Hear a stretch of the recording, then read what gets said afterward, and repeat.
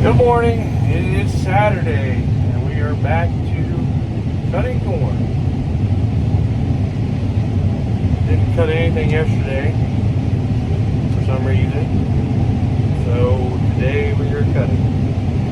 Tyson is open today in Snow Hill. That's a rarity for Saturday, but beans are open. We are going to send them a load in.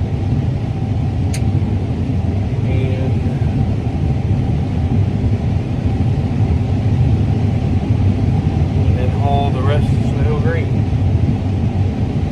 So it should work out pretty good today because they're open too. Corn is still doing pretty good.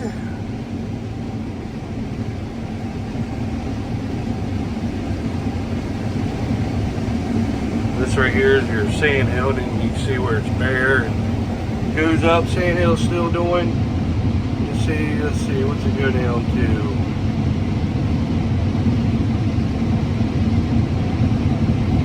Well, it went down to 214, so she'll start picking up now. So let's see what she does. Or she should pick up once you get off of it. Corn is definitely getting drier.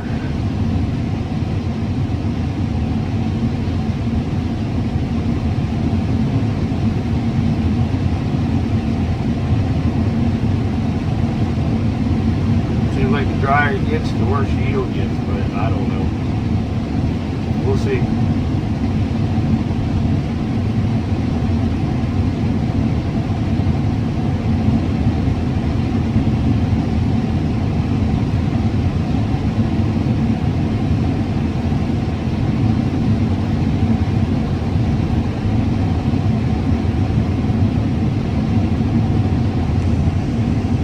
Started on a different farm. It is a little wet, but it's only a couple acres, so we're going to knock it out. Doing pretty good, seems like. Just trying to get it open. It's not a very big field, but it's not doing too bad.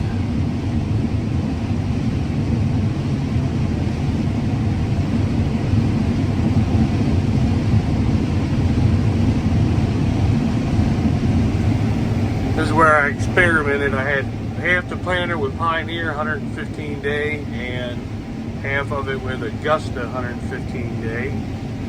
And it seems like they're both, hanging in there right at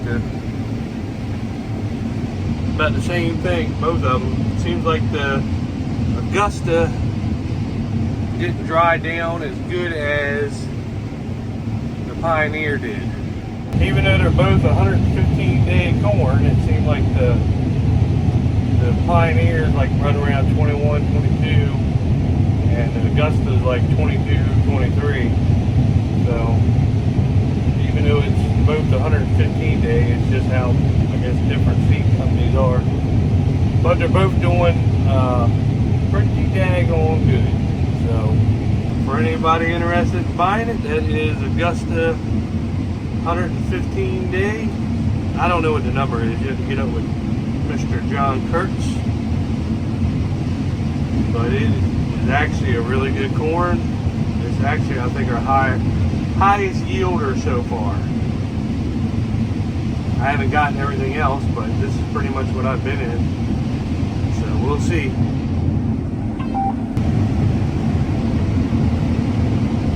It has got 2 green spots right here in this whole field down this row right here. I had to replant that by hand.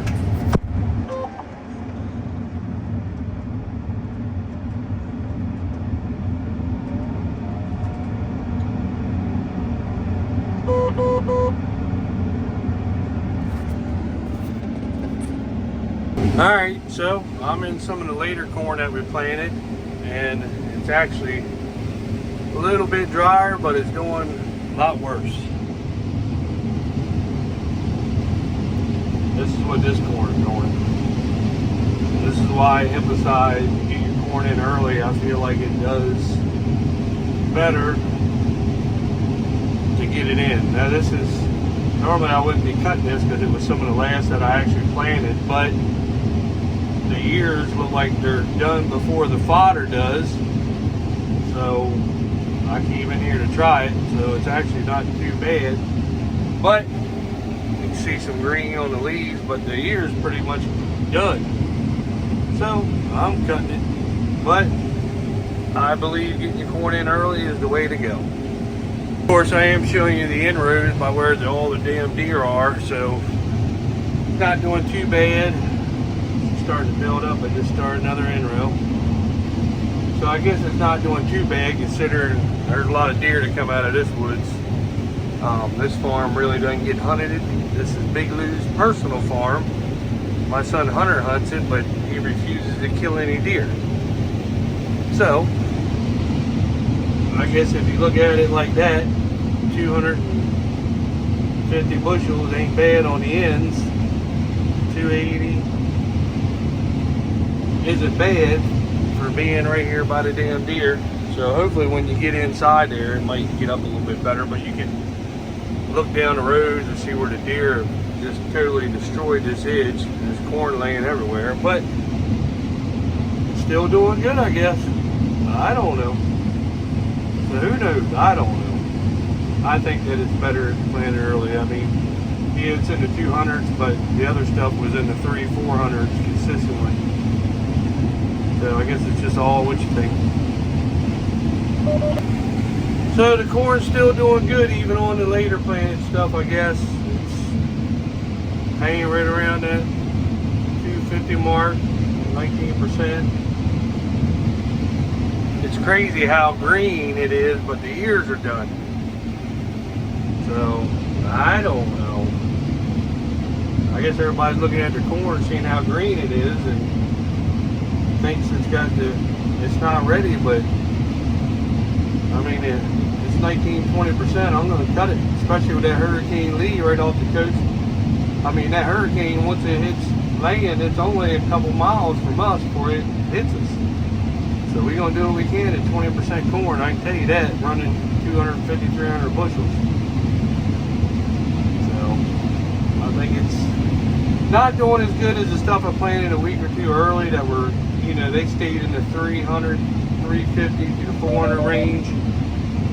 But it's doing good though. You know, it's staying 250 to 300. So still happy, just, you know, I mean, who's going to bitch about 250, 300 bushels, I guess.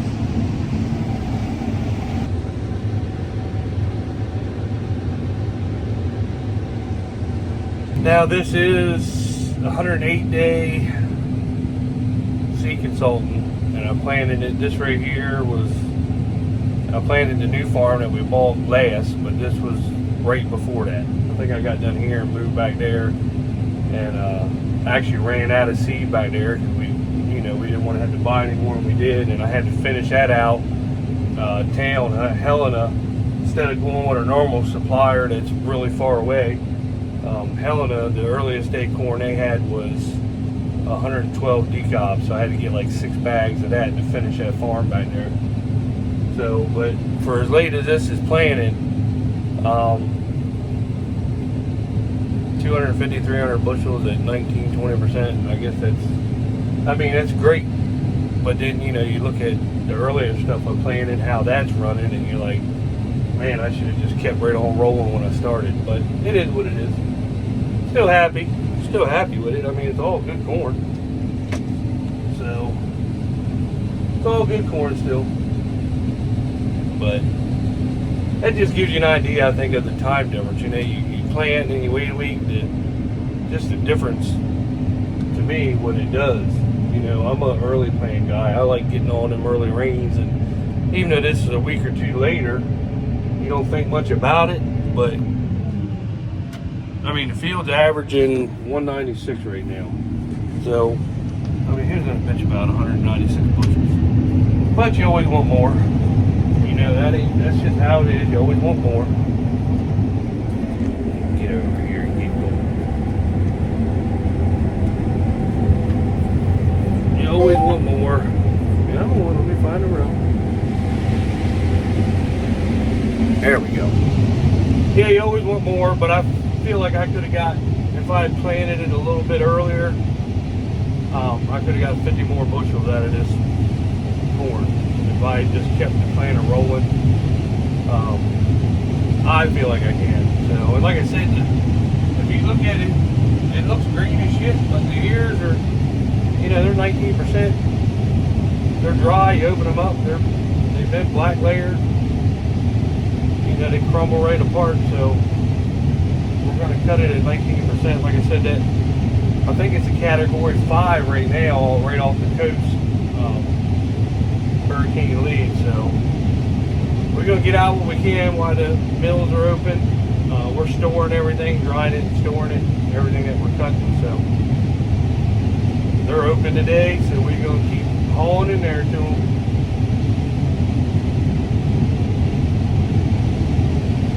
Looks like we're going to get a storm.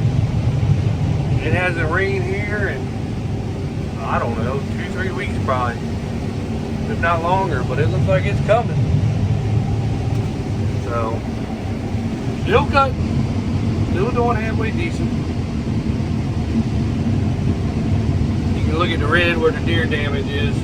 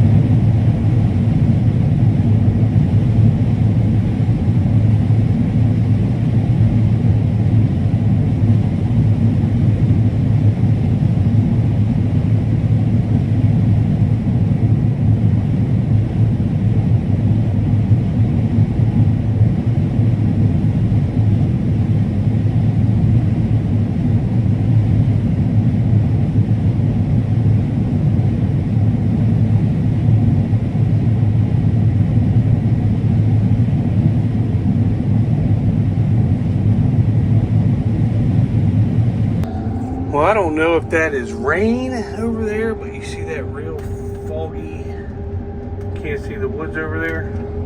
I'm thinking it's rain coming, so I'm going to go dump real quick and see what's going on. It was rain. I knew it was. Got done just in time. Well, I got a little, I didn't video much because I got a little field there that I'm finishing, but the rows are short, a lot of turning. And then there's a little triangle field right there. So, why you didn't get much of a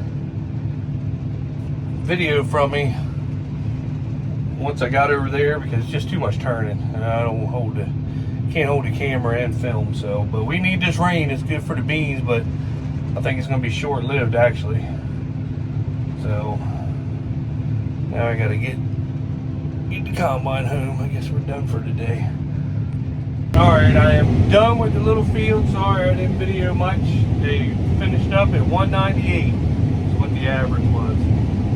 So that's pretty good, I guess, for deer damaged fields. And there's so much little twisting and turning and trying to get turned around in little things. You can't really video a whole lot. So I'm back here in the field here at the home farm that I've been cutting, and if we got a lot of rain and the hurricane, them fields over there get wet like quick, them little ones do. So that's why we wanted to try to knock them out as fast as we could. So we did. So, and plus they're time consuming. So we are back in the big field. I've still never opened this thing all the way up, so I'm going to finish opening it up. Probably cut. It's 4 o'clock Saturday. I think they're open till 5 at their co-op. So my brother's in there now. He said there's a lot of trucks in there. I guess people are afraid of the hurricane coming, so everybody's starting to cut.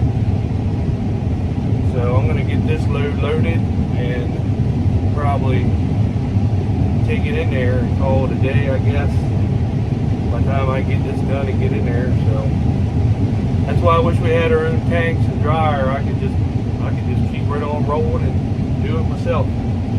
But everything costs money, so I don't know. Still good yield.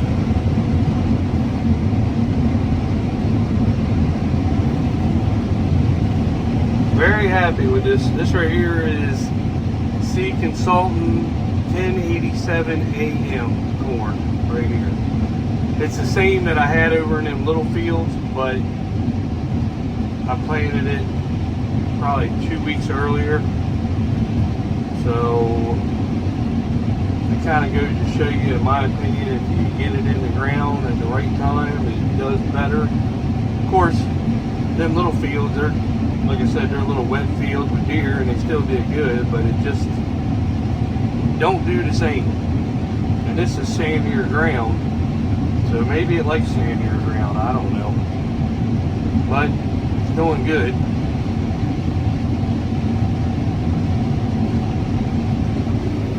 Seems like it's doing pretty good. So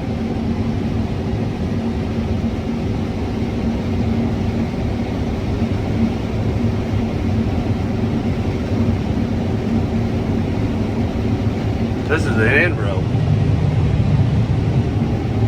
I got 1, 2, 3. I already cut the 4th one out, so I still got this one. So doing pretty good. Seems like it.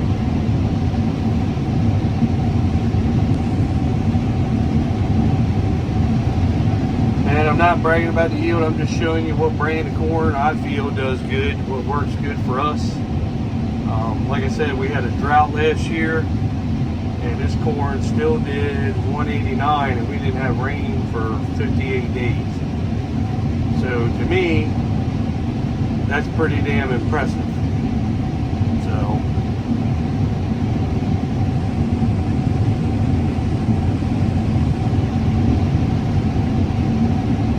and this shows you what it can do on a year that you actually get rain.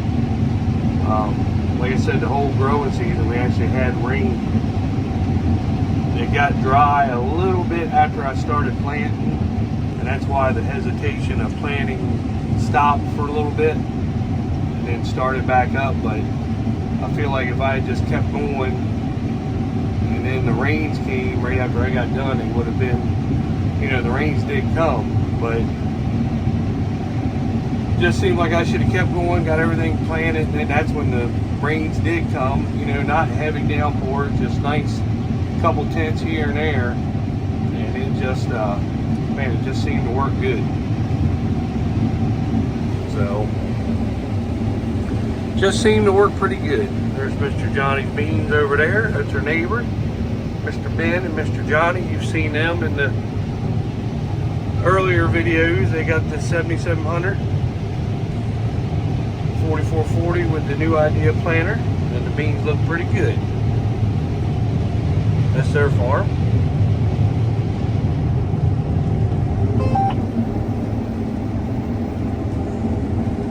This is a really long field. You can't make one pass. That's why I wish we had a grain cart. Man, you can really you could eat some acres up with this combine and grain cart, but the old man don't believe in grain carts for some reason. I don't know. We're gonna get one eventually. Get some stuff paid for, get a grain cart. I want some bins up first with a dryer. That's what I really want. Good morning. It is Sunday the 10th.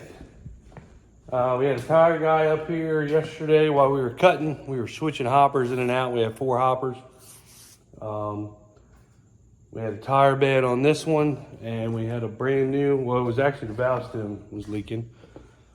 And then they put 8 new tires a little while ago on this black Peterbilt. And ever since they did, one of the tires just kept going slack over time. Couldn't find out it was the valve stem, so we had them fix that. That trailer had a tire. We put 8 new tires on that hopper. And what else did we do? And then we have another hopper in the building loaded with wheat. She's got all good tires on her, so. But it was just a day he was up here. We were loading them, hauling them, switching them in and out as he was getting done. Straw was all hauled. Got the flatbed unhooked. We hooked it up to my brother's truck up to the other hopper. We were using her, so we got 3 rolling. It still ain't enough. Not with the corn that we're in. Today is, we did get a nice rain last night. We hadn't had rain in a while. The wheat beans were really needing it. So we got blessed with 2 different rains yesterday. I got some rain on the combine when I was cutting. Of course, you see that in the video. But that only lasted like 5 minutes. It wasn't bad, but it was, I was cutting way yonder that way. And I could watch it. It was pouring here at the home farm and over that way. That was the first rain, so I kept cutting. It didn't affect me. And then last night we got a real good, at least, I don't know, inch rain. So made the wheat beans really perk up. Glad we got that. See here. Got everything empty last night. So I am going to get the combine out, blow it off, grease it up a little bit. And they're talking about rain later on today, so they probably won't cut. So this is the one field at the home farm I've been cutting. And it is a long field. I cannot make it down all the way without getting full. This is where, feels like this would be where a grain cart would definitely come in handy. We need a grain cart, something terrible. But I don't know how many loads we've gotten off of it. This field right here is averaging right around 300 so far. Here's some ears that I grabbed from it. Really nice ears. But this is we started picking here and then we moved to a bunch of different fields. Got some other stuff done. We were cutting some dry stuff here and at a different farm to take into Tyson. Fill some contracts, and the rest of it's running right around 20, 21.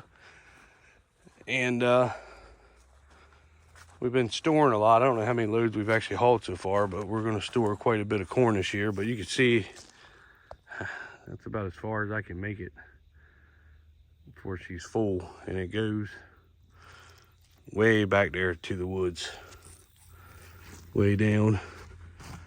And Wes asked me if we cut the vetch farm field yet. No, my whole farm is vetch.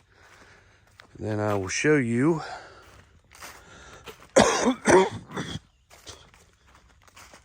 Sorry about that. Once we start cutting corn and beans, my allergies go like crazy. So these fields, this is a 50-acre field over here. And this was also a vetch field, so, and it looks really super good. So this right here was put on nothing. It was just bare bean ground from last year. Oh, look, they're taking a load back for the airplane. This was nothing. We didn't put cover crop or anything in it. We just ran the turbo over at one time and I planted it. This right here was a vetch field. Like I said, it's a 50-acre field. And the corn looks amazing on it. It goes all the way around there and all the way back. Right between that gap is where I was cutting them little fields at yesterday. And then I have vetch at my farm.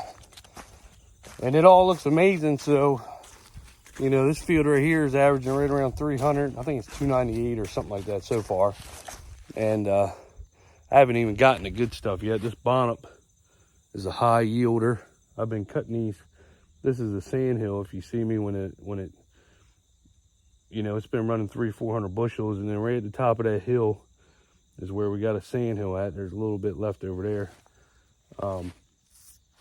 Is where it is really dry. I've been hauling that in Tyson, and it's been running anywhere from 19 to 21.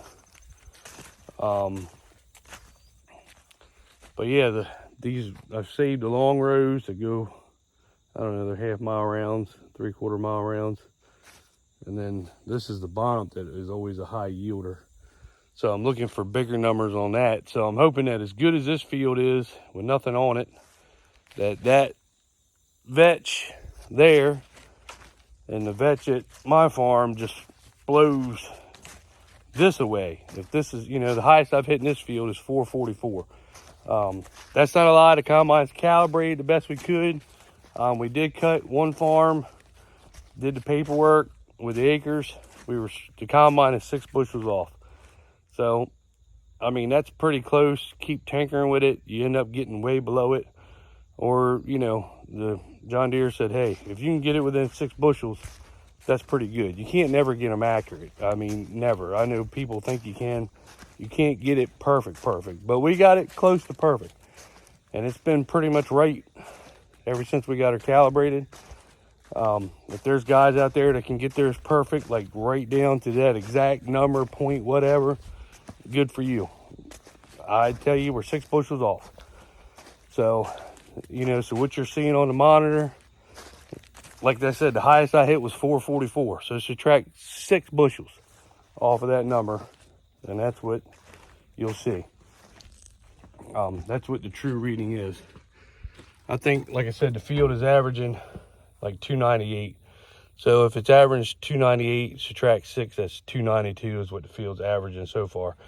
The field would actually be well over, I think it'd be closer to 350, 360. But when I get up on the sand hills, I can be running 300 to 350 to 400 just on the good ground. And most of this field is good, but there's a patch of sand that runs through, and you can see a little top of that hill over there. Where's it at? That way. That I haven't cut out yet. It drops down to about 100, 115 right in there. And that's what kills the overall average. But if I can almost get 300 bushels off the field, even with the sandhill, you know, I'm very happy. And I think that the 292 is 298, but it's really 292 is going to go up once I get back on these long rows. And like I said, down there is always the high yielder is in that bottom right there, and there's still a lot of that left. So I'm looking for it maybe to actually go over 300 average. So you don't believe me? I don't care. That's what it's doing. I mean, I'm just showing you and being honest with you, telling you everything that it does. And I'm thinking that the vetch is going to go higher. And I mean, I don't know that, but I'm thinking it is. We'll see. Maybe it doesn't. But, you know, I'm hoping it does, because, you know, the vetch wasn't cheap. You know, we did spend money on the vetch to get it in there. And, you know, I'm hoping it pays off. It looks like it's going to pay off, but you never know. We'll see. You never know till you get in there. And that field is actually a sandy field. Down there, it's got a big sandy spot that runs about center of the driveway. It runs all the way through, about halfway down the field. So that might kill the yield a little bit, but I think overall it's going to do pretty good. My farm, the back's sandy, but it's not the dead sand like some of these spots are. I mean, it still grows a really, really good crop. The front of it's clay, where I had to do the replant on 3 fields. And I guess I didn't have to, but I did do the replant. It was coming up. It wasn't I just don't feel like I got the population stand that I wanted, so I went back in, planted, and then we got a rain. Now I got 60,000, at least 55 to 60,000 seeds on them 3 front fields. And I did go, walked in and grabbed an ear. I grabbed 2 of them actually. And I will show you what a 60,000 population looks like in vetch. I know it's this one and this one. That's 60,000 population in vetch right there. I mean, that's a pretty damn big ear. This right here is a little bit in the sandy spots on it. So that vetch helped hold that moisture. And look at that. Now here, I'll put you down here and show you. Now here is this field right here that's doing 300 bushels. Right here. This is, I mean, big, heavy, massive ears. Here's the vetch at 60. This is 32. That's 60,000 with vetch. There's a little bit skinnier, but not much. But this is vetch 60,000. This is 32,000. I planted this field with nothing on it. So the higher population, obviously skinnier. I don't think the kernel depth's quite as long, but it's definitely going to have more kernels per length. I think they're actually 16 around, both of them. But the difference is I think this has longer kernel depth on it. So this right here is 60,000. Can you imagine what that's going to be like with the combine rolling through there? And then here's the sand hill. That vetch held the rain, held the moisture, and produced all that extra nitrogen for that crop. Now the back of it's good top, half the farm in the back's good topsoil. That was a 112-day decob in the back because that's what I had left in the planter before I switched over and did the front half. You can't really get to the back to see it. So once I get the field opened up, I'll start showing you what those ears and what that monitor says for that brand of corn. So we'll see what it does. That's nice having 2 separate brands on the vetch over there, because the vetch here also has a 108-day seed consultant. So it's going to be pretty neat to see 2 different brands on vetch. Which one works better, you know? We'll see. I don't know. We'll see. I'm just showing you what I do and how it's worked out so far.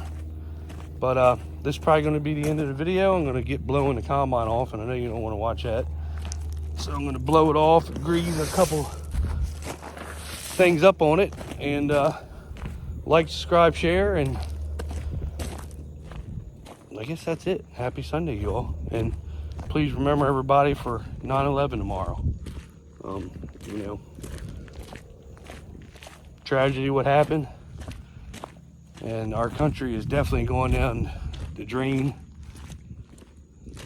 these past 3 years. So it's probably going to happen again, because we are at our weakest that we've ever been, and it's sad. So anyway, see you later.